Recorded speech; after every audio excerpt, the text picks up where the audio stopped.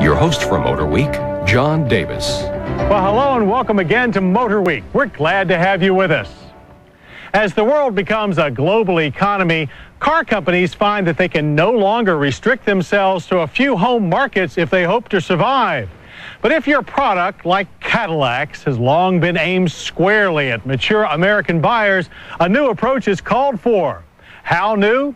Well, new enough to produce this 2003 CTS, a Cadillac like no Cadillac before it. So come along and we'll show you the new global face of America's most famous luxury car brand. And what a face it is. The 2003 CTS sedan is the first Cadillac to fully embrace the brand's new art and science design theme, and their first serious attempt to go head-to-head against luxury sports sedan stalwarts BMW and Mercedes, as well as Lexus and Acura. The CTS wears a striking, crisp, chic style, first seen in 1999 on the Evoque concept car. From the broad locomotive look of the front end, with its camera lens-like headlamp assemblies that can house high-intensity discharge low beams, down the tall slab sides with their gently arching character lines, to the sharp-edged tail, it's very much a love-it-or-hate-it look that would be more at home on European roads than ours.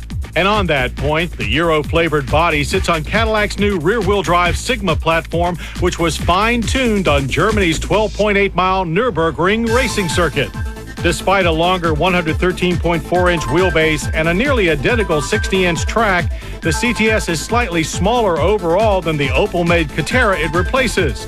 The U.S.-built CTS chassis utilizes an aluminum-intensive short long-arm front suspension and a sophisticated 5-link-per-wheel rear setup on a fully isolated subframe. 16-inch alloy wheels wearing 225/55 series Goodyear tires are standard, while 17-inch rims with VR-rated 225/50 series tires came with our test car's luxury sport package. Driving the rear wheels is a new 3.2-liter twin-cam 24-valve V6 that is loosely based on the Catera's 3-liter. It delivers 220 horsepower and 218 pound-feet of torque. It features a tight 54-degree cylinder angle for compactness, as well as coil-on-plug ignition for efficiency. In the transmission department, the big news is Cadillac's first 5-speed manual transmission in almost 50 years, and it's a good one. The rod-actuated shifter is light, tight, and accurate. Those who favor an automatic will get a 5-speed of their own. The 5L40E is shared with BMW's 5 Series sedan and X5 Sport Ute. But surprisingly, it lacks the manual shift mode found in BMW units. We took our manual-equipped test car to our test track and clicked off a rapid 0 to 60 time of 7.1 seconds and quarter-mile time of 15.5 seconds at 93 miles per hour.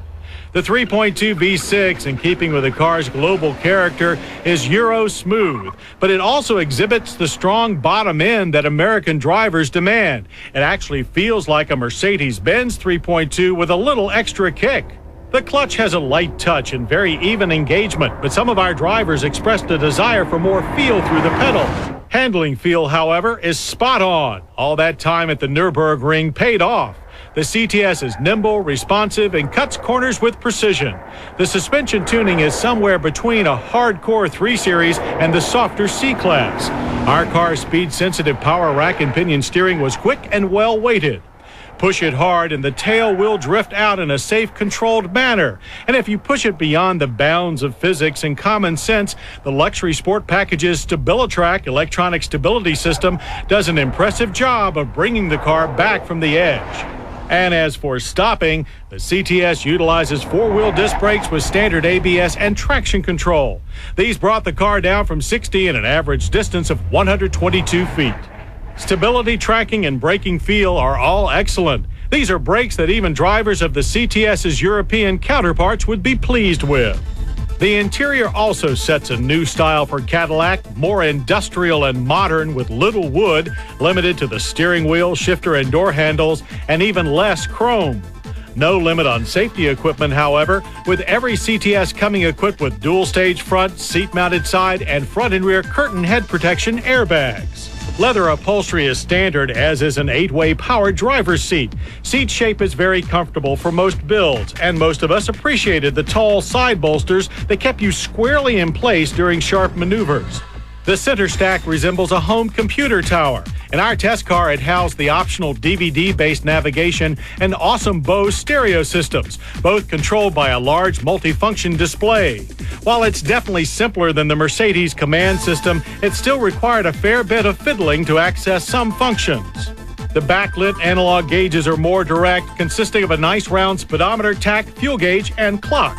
In the rear seat, legroom is quite adequate, though headroom is tight for folks over 5'9". A trunk pass-through is standard, while a split folding seat back is available, just in case you need more than the trunk's quite reasonable 12.8 cubic feet of luggage space. And most will certainly find the price of the 2003 Cadillac CTS reasonable, too. Base price is a breath under 30 G's at $29,990. While all the details are not out yet, the typical CTS will roll out the door at $35,000. And a car like our tester with the luxury sport package and navigation system will top out at no more than $40,400. That's very competitive with both European and Asian entry-level luxury sports sedans. As our once segregated world stands on the brink of a truly integrated global economy, Cadillac looks ready with one of the most striking and innovative designs in its century-long history. The 2003 CTS sedan truly is a Cadillac like no Cadillac before it.